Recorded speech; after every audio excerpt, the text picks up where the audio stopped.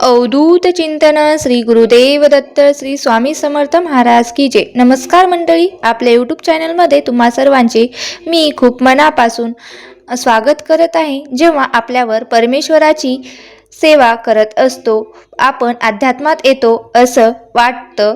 जेवढी जमेल तेवढी आपण सेवा करत असतो, घरातल्या घरात करत असतो। जबाबदाऱ्या, शारीरिक आर्थिक मानसिक कष्ट सगळं आपल्यासोबत असतं, पण तरीही आपण सेवा करण्याचा प्रयत्न हा करत असतो। आणि तेव्हा बऱ्याच वेळा असं होतं की माझ्याकडून सगळ्या सेवा करून घेतात, पण माझं काही प्रारब्धात जे काही भोग आहेत ते काही संपत नाही। थोडक्यात काय तर एवढ्या सगळ्या सेवा करूनही माझी इच्छा पूर्ण होत नाही। मग अशा वेळेस काय केलं पाहिजे तुम्हाला माहीत आहे का? प्रत्येकाच्या प्रारब्धात काय लिहिलेलं आहे माहीत नाही, पण आपला विचार आचार आपला प्लॅन आपल्यासाठी खूप छोटा असतो, पण गॉड म्हणजे देव आपल्या तो मोठा ठेवत असतो। देवाचा विचार हा खूप मोठा असतो आपल्यासाठी। देव आणि आपल्याला आपण करत असलेला देवाचा विचार खूप मोठा असतो। नेहमी एक अंक असतो आपल्या डोक्यात, एवढंच मला पाहिजे, जेवढं आपण त्या अंकावरच आपला आयुष्य हा चालवत असतो। पण परमेश्वराला अंक कळत नाही, तो जास्त देण्याचा प्रयत्न करत असतो, पण कधी योग्य वेळ आल्याशिवाय कधीच कोणाला काही मिळत नाही।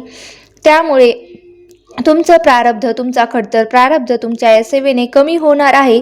तर ती कुठली सेवा तेच मी तुम्हाला आजच्या व्हिडिओमध्ये सांगणार आहोत। त्यामुळे तुम्हाला काय करायचं आहे तर व्हिडिओ स्किप न करता शेवटपर्यंत नक्की पाहायचा आहे, जेणेकरून तुम्हाला कुठली सेवा आहे ती करायची ते मी तुम्हाला कळेल। बघा, सगळ्यात आधी आपण काय करायचं आहे की जवळच्या स्वामी समर्थ केंद्रात किंवा मठात जायचं आहे, किंवा कुठल्याही मंदिरात जायचं। मंदिरातला जो मेन माणूस असतो तो जो छानपैकी तिथे पूजा पाठ, देवाची मूर्ती साफ करत असतो, फोटो साफ करत असतो, आरती करत असतो। आपल्याला खूप भारी वाटतं, खूप छान वाटतं, किती ते भाग्यवान आहात असे आपण समजत असतो। पण एवढी चांगली सेवा करतो, पण तुम्हाला सांगू का खरी सेवा काय आहे?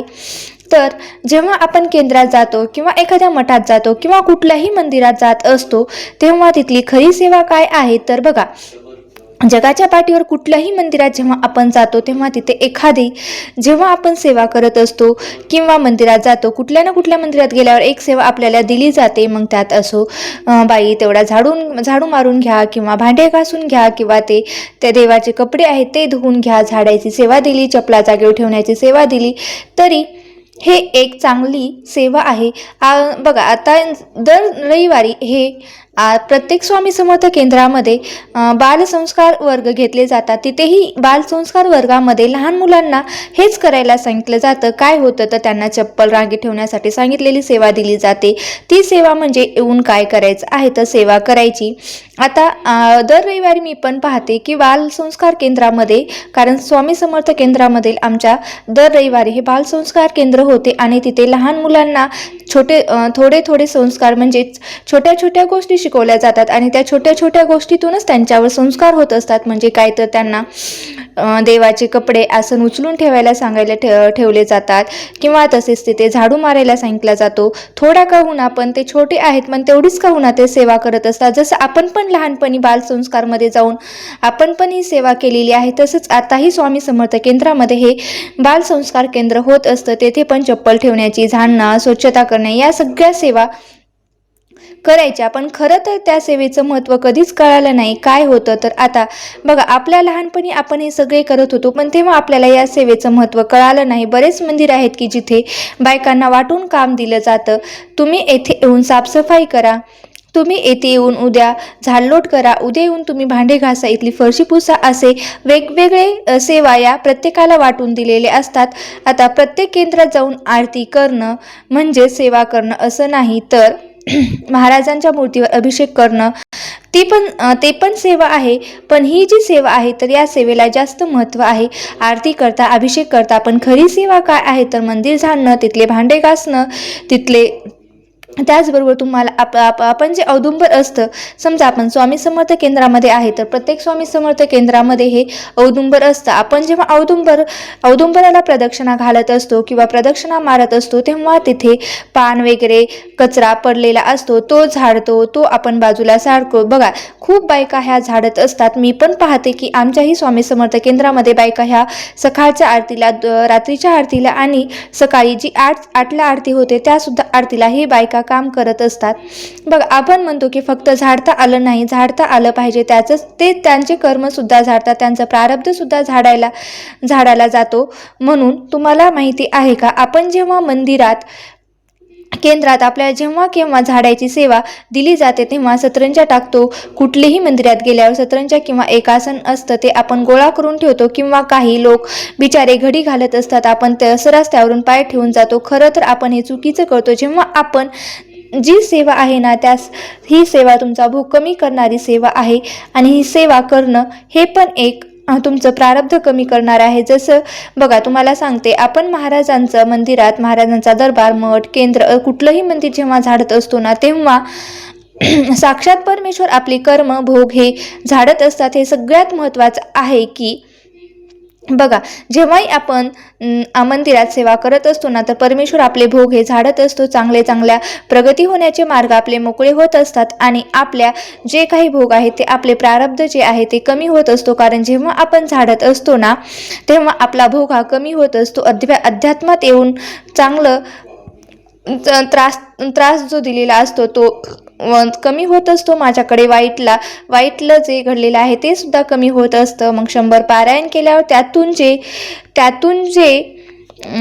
त्रास मला सुटका मिळणार आहे ती अजिबात नाही. पण हो, माझ्याकडे जी भोगाची जी तीव्रता आहे ती मात्र नक्कीच कमी होईल. खरं अध्यात्म आहे. केंद्रात गेल्यावर आरती मिळणं. समजा आपण केंद्रात गेलो आणि आरतीसाठी अट्टहास का, तर आरती म्हणजे काय, तर आर्कतेने हाक मारणे. आपल्याला फार असतं की मला केंद्रात गेल्यास आरतीच भेटावं, आरतीचीच सेवा भेटावं. व्यक्ती म्हणजेच काय, तर त्याला आरती त्याबरोबरच महाराजांची कृपा आहे असं नाही. आपण बऱ्याच कमेंट असतात की बघा, आपण आरती नाही मिळत किंवा नैवेद्य घेऊन जायचं. प्रत्येकाला वाटतं की माझ्या घरातून अन्नग्रहण महाराजांनी करावं. आजही असंख्य असे केंद्र आहे जिथे रोज अनुभव येतात की महाराज अन्न ग्रहण करतात, आणि महाराजांच्या प्रत्येकाला वाटायला ही तरी इच्छा पूर्ण व्हावी असे म्हणणे. जो नैवेद्य घेऊन चालला आहे त्याच्यातलं एक घास महाराजांनी ग्रहण करावा. आता त्याच्यापेक्षा जेव्हा तुम्ही झाडता, आपल्या घरातील तुम्ही आरती करू शकता. आरतीच म्हणजे काय, तर महाराजांनी आर्कतेने हाक मारणे. पंचप्राण हे आतुर झाले तव करण्या आरती, सगुण रूपाने घेऊन स्वामी स्वीकारा ही आरती. बघा, अशा प्रकारे ही दिंडोरी प्रणित आरती आहे. कुठल्या पण आरत्या तुम्ही घेऊ शकता. आरती म्हणजे काय, तर परमेश्वराला हाक मारणे. रोज जो कोणी 108 आरत्या करतो, म्हणजे 108 आरत्या करतो, त्यांचा अनुभव सांगते. महाराजांचे दरबार, महाराजांचे दार हे झिजवावंच लागतं, तेव्हा खऱ्या आयुष्यात हा अनुभव येतो. बघा, अर्थाने महाराज कायमच्या आपल्या घरी येतात, आणि आपल्या घरी आपल्याला येतात. आपल्याला केंद्रात जाऊन आरती करणं म्हणजे काय, तर कारण आपण घरात एक बघा, सकाळची 8ची एक आरती असते. मी मागं म्हटलं तसं, मग अशी म्हटलं तसं सकाळी 8ची एक आरती असते, पुन्हा 10:30ची एक असते, आणि 6ची एक आरती असते, किंवा ती 6:30ला असते आरती. असे 3 आरत्या असतात, ते चालू असतात. नंतर 6ला होईल. आरत्याला जाऊन महाराजांचे एक वलय कवच आपल्या आयुष्यात असतं. क्रोध, मद, मोह, मत्सर, तुम्ही तुमच्या किती पट जो 108 आरत्या करतो ना, त्याच्या आयुष्यात इतका आमूलाग्र बदल होत असतो की आता ताई तुम्ही म्हणाल की घरात आरत्या करू शकतो का? घरात मीही आरती करते, पण तुम्हाला काय म्हटलं की महाराजांचा दरबार झिजवावा लागतो, त्यांच्यात दरबारात जावं लागतं. प्रत्येकांना ते जमत नाही असं नाही. बऱ्याच बायकांना 108 आरत्याची सेवा घेतात. त्याचबरोबर औदुंबर वृक्ष झाडणं, साक्षात आपल्या गुरूंचा वास आहे, ते झाडणं खूप महत्त्वाचं आहे. बघा, मोठं सुख आहे, खूप मोठं भाग्य आहे. महिलांनो, जर तुमच्या जवळपास केंद्र, मठ असेल, तर दत्त महाराजांचं मंदिर असेल, त्याच मंदिर झाडाची जी सेवा आहे ते तुम्हाला भेटली तर ती चुकवू नका. ते औदुंबर वृक्ष झाडाची सेवा तुम्हाला मिळाली असेल तर तेही चुकवू नका, कारण तुम्ही सर्वात जास्त भाग्यवान आहात. तुम्हाला एक अनुभव सांगते. बघा, असं वाटतं की स्वामी चरित्र सारामृतला 20वा अध्याय आहे की एक भक्त येतो आणि महाराजांना सांगतो की महाराज त्याला म्हणतात, तू गरीबाला खा, तू गरीबाला अन्न दे. तर ते अन्न देतो, आणि महाराज म्हणतात की त्याच ताटात बस आणि तूही ते अन्न ग्रहण कर. तेव्हा त्याच्या मनात काय येते की उष्ट अन्न मी का ग्रहण करू? मग तो काय करतो, तो त्याच्या मनात विचार आला. महाराजांना तो कळाला. तेवढाच एक माणूस आला आणि तो महाराजांकडे पदर पसरतो. तो त्याची करुणा कहाणी सांगतो. त्याला म्हणतात अन्न ग्रहण कर. क्षणाचाही विलंब न करता तो अन्न ग्रहण करतो, आणि महाराज म्हणतात तू मुंबईत चला जा आणि तुला तुझ्या अडचणी नक्कीच दूर होतील. नक्कीच तो मुंबईला येतो. उगाच भटकू लागला, आणि मग एक दिवस सकाळी एका बाईच्या दाराच्या बाहेर गेला आणि त्याला 10,000च्या नोटा आणून दिल्यावर ती बाई त्याला 10,000च्या नोटा आणून देते, आणि ती म्हणते थोडक्यात काय तर महाराजांवर विश्वास ठेवा. कुठलंही कार्य कुठलंही काम हे कमी नाही आणि महाराजांनी आपण सेवा करत असतो. आपलं प्रारब्ध हे कमी होतंच. मला सांगा, आधीचा भूतकाळ बघा, आपला आणि आत्ताचा वर्तमान काळ बघा. महाराजांची सेवा केल्यावर किती सुंदर आयुष्य, किती सुंदर आणि चांगले आयुष्य आपण हे जगत आहोत. त्यामुळे किती चांगले अनुभव येतात. जो कोणी महाराजांची प्रामाणिकपणे सेवा करत असतो, शेवटी आपले कर्म खूप महत्त्वाचे असतात. आपला प्रारब्ध कमी व्हावा, कारण आपण खूप काही घेऊन आलेलो आहोत मागच्या जन्माचं. जे कोणी संक्षिप्त श्रीमद भागवत गीताचं पठण करतं, त्याचा अनुभव आले की तुमचे पूर्व कर्म हे एखाद्याला काही ना काही मागता भरपूर मिळते, एखाद्याला खूप करावं लागतं. पण आपण आपल्या स्वतःला आनंद व्यक्त केला पाहिजे की महाराज माझ्याकडून करून घेत आहेत, महाराजांनी मला सेवेसाठी निवडलं आहे. म्हणून सांगते, करता करविता तू एक स्वामीनाथा, तुझी आणि तुम्ही करता करविता तुम्ही एक स्वामीनाथा, मी मात्र निमित्त मात्र. अशा सेवा करा की आपण केंद्रात जातो, कुठेतरी चप्पल टाकतो, कुठल्याही ठिकाणी टाकतो, मंदिरात जातो, अशा छानपैकी स्टँड ठेवलेला असतो. कोणीही स्टँडवर चप्पल ठेवत नाही, इकडे तिकडे ठेवतो. मग कोणीतरी येऊन आपली चप्पल जागेवर ठेवतो. आपण कोणीतरी चप्पल उचलावी, ते आपल्यासाठी अजिबात चांगलं नाही, हे आपल्यासाठी चांगलं नाही. कोणीतरी आपली चप्पल उचलून ठेवत आहे, ती सेवा कोण करायलाही भाग्य लागतं. आजही बऱ्याच केंद्रामध्ये बघते की आमच्या केंद्रातही आमच्या जवळच्या केंद्रातही खूप जण आहेत ते म्हणजे जेव्हा स्वामी समर्थ केंद्रामध्ये सप्ताह असतो त्यावेळेस ती एक सेवा एक असं पर्टिक्युलर व्यक्तीला दिली जाते की तुम्ही ही चप्पलाची सेवा घ्या, ही तुम्ही उचलून ठेवा. यामुळे काय होतं तर आर्थिक अडचणी या सेवेने कमी झालेल्या आहेत. ज्यांना लिहिता वाचता येत नाही, फक्त केंद्रात येणं, महाराजांचे झाडूची सेवा करणे, भांडे घासणे किंवा औदुंबराच्या अशा ज्या काही सेवा आहेत त्या परिसर झाडणं, ह्या सगळ्या सेवा करून त्यांचे कितीतरी लाखांचे त्यांचे कर्ज हे नील झालेले आहेत.